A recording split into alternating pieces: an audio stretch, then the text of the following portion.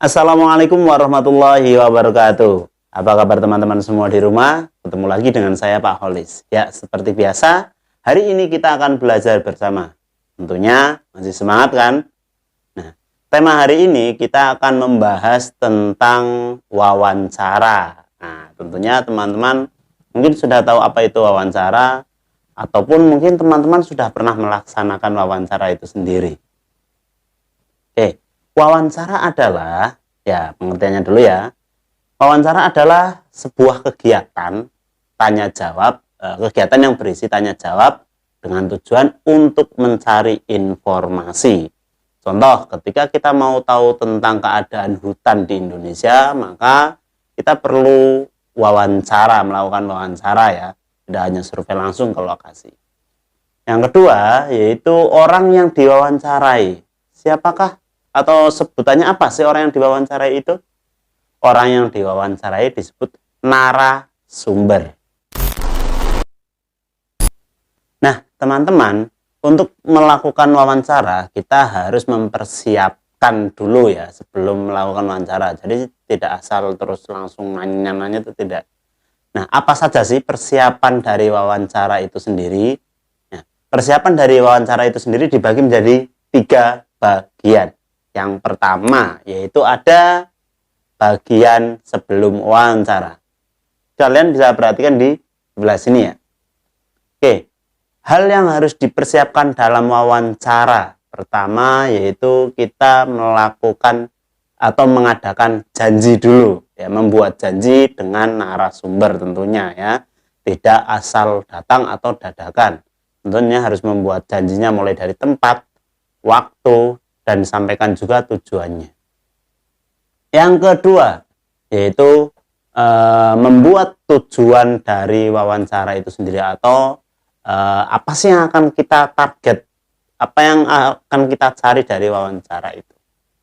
Yang ketiga yaitu menyiapkan alat-alatnya.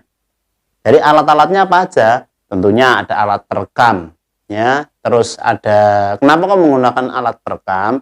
Supaya kita nanti ketika untuk mereview dari hasil wawancara itu jauh lebih mudah. Yang kedua ada alat tulis untuk mencatat apa yang harus dicatat, bagian-bagian poin-poin terpenting dalam wawancara tersebut. Yang terakhir, yaitu kita harus membuat pertanyaan dulu supaya kita tidak bingung ketika kita melakukan wawancara. Terkadang ketika kita sudah papasan, kalau kita belum menyusun pertanyaan yang akan ditanyakan ke narasumber, biasanya kita bingung, ya enggak? Nah, itulah tujuannya untuk menyusun pertanyaan sebelum melakukan wawancara. Nah, adapun bagian kedua. Kalau tadi bagian pertama, bagian sebelum melakukan wawancara ya. Ini bagian ketika sedang wawancara. Nah, ini yang harus teman-teman ingat baik-baik. Poin-poin penting dalam wawancara. Yang pertama adalah berbicara jelas, to the point ya. Jadi menanyakan itu tidak bertele-tele, tidak mau menanyakan tentang hutan tapi muter-muter dulu ke yang lainnya. Itu tidak, tapi harus pertanyaan jelas, singkat, padat, dan jelas. Itu. Jadi menggunakan kalimat yang jelas. Yang kedua, mengenalkan kita dulu. Jadi semisal begini, permisi Pak, saya dari SDIT Salsabila 3 Banguntapan ingin melakukan wawancara. Nah seperti itu, tidak langsung kemudian datang nodong dengan pertanyaan ya. Itu tadi mengenalkan diri. Selanjutnya itu menjaga sopan santun, baik dari ucapan maupun dari ekspresi kita itu ya. Jadi ketika kalian bertanya ya harus sopan pertanyaannya, dengan gaya yang baik, jangan sambil marah-marah. Pak, kenapa sih hutan itu sampai terbakar? Wah, jangan. Tetap harus dengan gaya yang sopan, yang lembut, yang santun.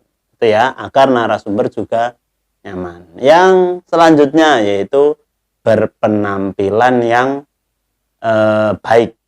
Itu ya. Jadi mulai dari pakaian ataupun dari yang lainnya. Pagi-pagi yo kalau mau wawancara yo mandi dulu.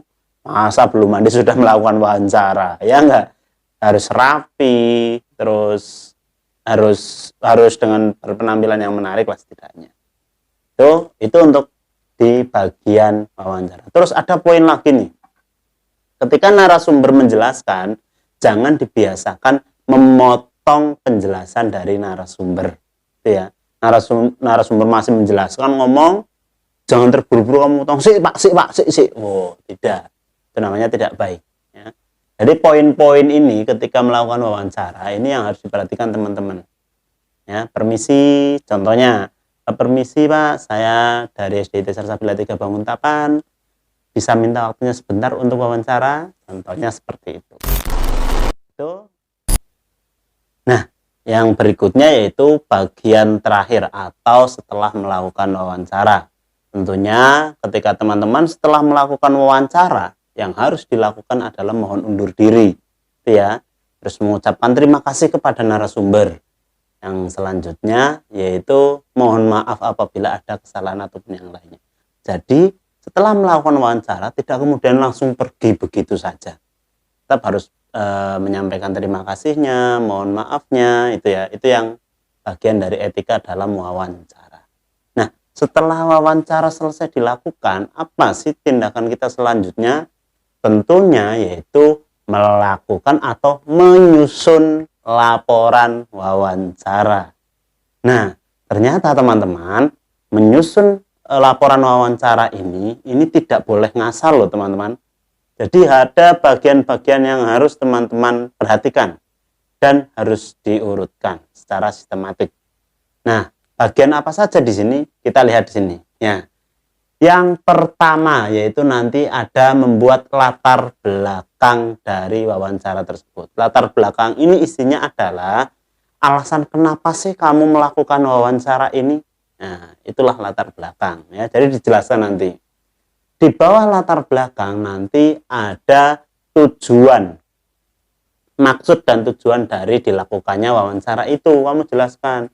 Contoh kalau tujuannya untuk mencari informasi tentang kondisi hutan di sekitar contohnya, maka itu maksud dan tujuannya adalah itu untuk mengetahui kondisi hutan yang sekarang. Itu ya. Itu di bawah maksud dan tujuan itu ada topik. Nah, topik itu tema dari wawancara itu apa? Nanti ditulis. Nah, di bawah topik sendiri nanti ada waktu dan tempat ya, waktu dan tempat dilaksanakannya wawancara tersebut. Nah, bagian yang selanjutnya itu bagian paling penting, hasil dari wawancara. Tadi hasil wawancaranya apa sih? Maka ditulis. Nah, yang terakhir yaitu adalah kesimpulan dari wawancara itu sendiri. Nah, itulah deretan laporan wawancara yang teman-teman ketika harus membuat laporan harus ada komponen-komponen ini ya, dan tidak terbalik-balik. Nah, itulah tadi teman-teman, kalau tadi kita sudah membahas tentang wawancara ya, mulai dari persiapan wawancara sampai ke menyusun laporan caranya seperti apa. Oke, teman-teman harus diingat-ingat ya. Selanjutnya, dalam wawancara kita pasti selalu menggunakan kata tanya. Tentu iya ya, karena apa? Wawancara itu adalah sebuah kegiatan tanya jawab, tentunya akan menggunakan kata tanya. Nah, teman-teman tahu nggak, ada beberapa kata tanya ini yang hanya digunakan untuk menunjukkan sesuatu. Atau teman-teman masih ingat kan apa aja sih kata tanya itu dan makna dari kata tanya itu? Yuk kita akan bahas satu persatu.